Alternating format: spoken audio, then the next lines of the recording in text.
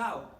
In questi tempi di distanziamento sentiamo il bisogno di trovare nuove forme di incontro, percorsi alternativi per accompagnarci nella fede. E come pastorale giovanile e vocazionale abbiamo pensato di rilanciare il laboratorio annuale della fede.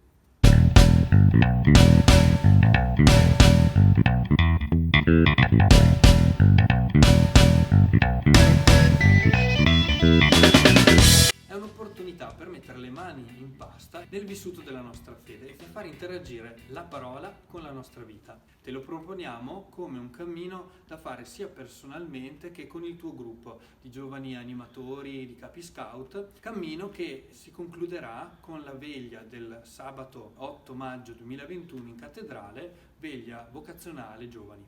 Il titolo del laboratorio è Come un mosaico ed è pensato a 4 step: ascoltare, narrare, creare, agire. Puoi seguire le diverse fasi come desideri e riesci. È il modo per sentirci uniti nonostante le distanze.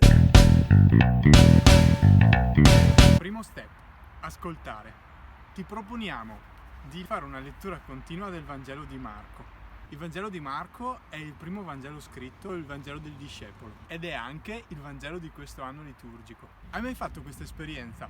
Prova a leggere il Vangelo come se fosse un romanzo. Scoprirai il filo della trama, l'evoluzione dei personaggi, le svolte. Questa lettura ti aiuterà a scoprire aspetti nuovi, inediti, di un testo che sembra di aver già sentito molte volte. Ti ci vorranno solo un paio d'ore. Ti consigliamo di prenderti un po' di tempo e di fare anche una pausa a metà, oppure di leggerlo in 2 tempi diversi. Ti consigliamo una lettura di gruppo o personale, in presenza o, se non è possibile, con una videochat. Se riesci, se puoi, ascolta il Vangelo attivamente, con una predisposizione all'ascolto. Magari prenditi una matita per sottolineare i passi che ti colpiscono di più, che ti dicono di più. E se vuoi trovi anche il testo del Vangelo su www.vigiova.it. Buon ascolto.